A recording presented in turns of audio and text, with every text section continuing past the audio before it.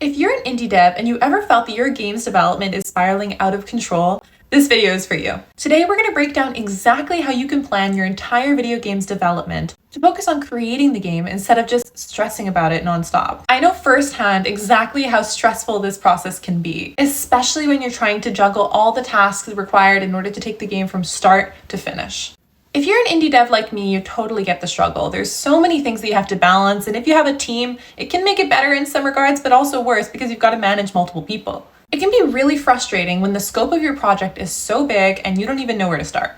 For me, things really hit hard recently when I had to rescope my entire game's process after our failed Kickstarter last month. We're developing a cozy baking game here at CozyCat Games called Madame Fifi's Bakery, where you play as a cat baker who has to bake adorable pastries for the super cute animal townsfolk.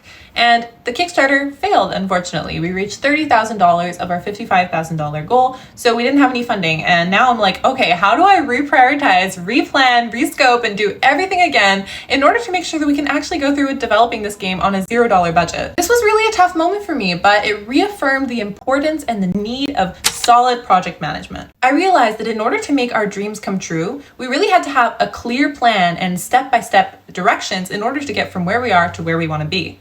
And the worst part of it all is that it's not just me. I'm not a solo developer. I have a team of women that are relying on me in order to plan the project correctly, and a community of over 60,000 people all across the internet on our YouTube and our TikTok and our Instagram and everything. People relying on us, people believing in us. So it's encouraging, but also incredibly stressful. So this has been something that recently has called deeply to me in order to prioritize. That's why I'm going all in to make the best project possible, to make something that not only me, but my team and our fans are proud of. Luckily, ClickUp has been an absolute lifesaver for me and my team in this process, and are kindly sponsoring today's video. I made the decision to switch our team over from Jira to ClickUp, and honestly, it was the best decision. ClickUp allows us to keep our documents, our files, and our past sprints all in one space, whereas with Jira, I had to kind of go across Jira and Google Docs and Notion and have a bunch of different places, whereas over here it's all centralized. There's no more searching through endless folders to find exactly what I need because everything is now in one place. You can create folders of all of the different projects, drag and drop checklist boards, collaborate with partners, set recurring reminders, track your time on various tasks, manage calendars, and leverage a whole suite of productivity tools and templates created by experts. What I love most is being able to see all of the past sprints together to get a clear view of the entire project's trajectory. It's been key to staying on track, especially after rescoping. If you're an indie dev or working on any project that requires solid project management, I would really recommend using ClickUp. You can get started completely for free using my personalized link, so check out my link in the description to see how ClickUp can help streamline your workflow. The first step of planning your game's development is getting the scope right. It's really easy to get excited about all of the features and all of the things that you want to add to your game, but it's important to stay realistic during this process, especially if it's one of your first projects. You can start by creating a list of features that you want to have in your game and call this your wish list. It's okay to go overboard here. This is what this part is for. Once you have everything you could possibly want listed out in one list, you can start refining and deciding what actually gets to make the cut. But remember to prioritize. Not everything on your wish list is going to make it into your final game, and that's okay.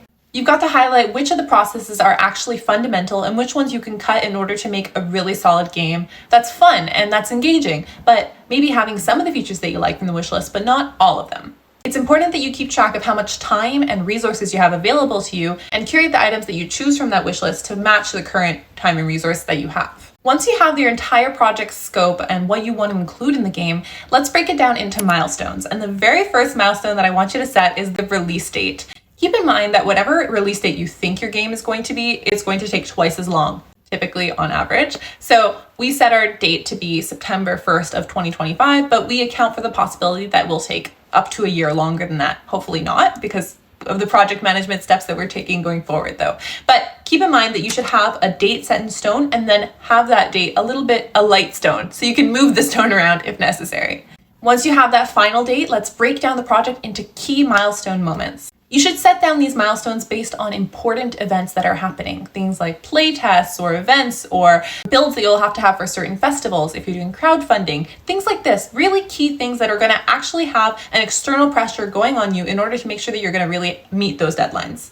It's really important. One of the main things in game development is ensure that you always have an updated and modern version of a shippable build. Even if it's something that doesn't have all your features, something that is able to be shown to someone, a publisher, the most recent build version. Every single month we should always have a build, first of all, but every month you should have an updated build that has the new features that you've implemented in the last month. You shouldn't rely on having the one from 3 months ago in order to show that to a potential investor, because they're not going to see all the features that you have in mind. One of the most important things that you can do to help yourself with development is going to be to set up as many playtests as possible. Really take advantage of the fact that other people playing the game is going to tell you feedback that you could never know about your own game, because they are not the ones that had the vision of it in their head, right? So you need other people to play your game in order to know how you can make the game most fun to play. It's really important to get feedback early on. You can sign up to playtests that are both remote and in person, preferably in person, because you can see how someone actually plays the game with their hands and where their eyes go, but doing it remote can also get you a good sense of what it looks like on the screen when someone plays. Playtesting helps you refine the game concept to create something that your audience really wants, and not just what you think is cool.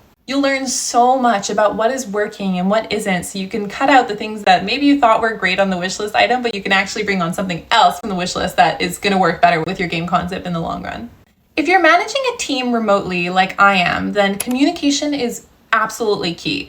And even if you don't have a team per se, you're going to be working with freelancers or other developers, and you will need to be communicating with them remotely. So really, having organization is going to be your number one thing going forward. Make sure that everyone knows exactly what they're responsible for and what other people are responsible for, so they know who to reach out to. And if you're a producer, it's important that you're able to make people communicate, set up meetings between people who need to talk to each other.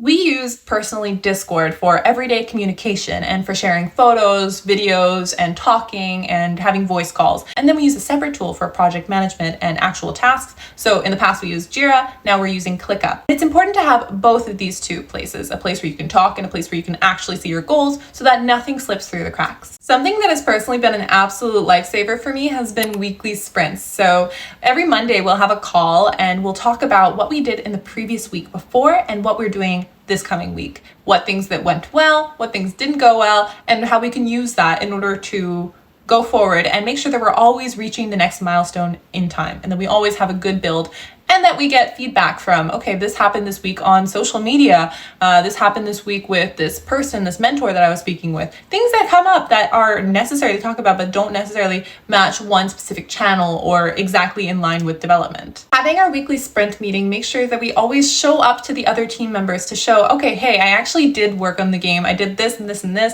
and this is why I'm a good team member here. It holds everyone accountable. Everyone needs to know what they're doing and what others are doing, so that the communication can be as transparent as possible, because you won't be able to go where you need to go unless you actually know what that is and what's required to get there, right? You have to trust that your teammates can handle their tasks, and you need to see actual proof of them doing so as well. So that's also what these meetings are for. Also make sure that your team members know the bigger picture and what you're aiming towards, because that helps with motivation and with accountability. On that note, I also want to mention that meetings are very necessary to be had, but not with every member of our team. So for example, if I need to speak directly with the game designer just concerning me and the game designer, I won't have the artist and the programmer come on the call with me, because I don't want to waste their time. So on that weekly sprint meeting, you can organize any other calls that you need to have within team members, or if there are two members that need to meet and you don't need to be there as well, set that up and just make sure that you're respecting everyone's time and energy. On top of weekly sprint meetings, daily Scrum is a must. You can either do this synchronously or asynchronously, and we personally choose the latter because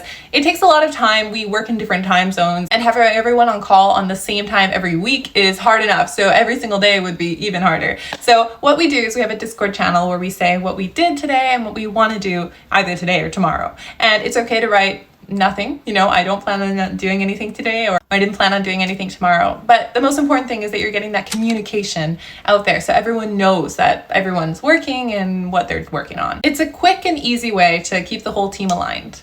And that's kind of how generally I plan my team's development. This is really just the tip of the iceberg. I could go in so much more detail. So I am planning on making more videos about this, but I really want to hear from you guys. What is it specifically that you need help with? Something that you're like, okay, how do you guys do it? I don't know how to go about this way, or this helped me and maybe this is a tip that you need. Something like that. Let's have a conversation about project management in the comments. It's something that I'm super passionate about, something that I love, because I really love executing on my dreams, seeing how we can actually make these things happen is something that just like makes me so happy and excited. So let's talk about this in the comments. Don't forget to hit the like button, the subscribe button, and the notification bell whenever I create a new upload. For the past few weeks, I've been uploading every Saturday, so I think that that's kind of the thing I'm gonna go with, but we'll see as we go forward. Let me know what other kind of videos you wanna see from me, and I hope you have a great day. Bye!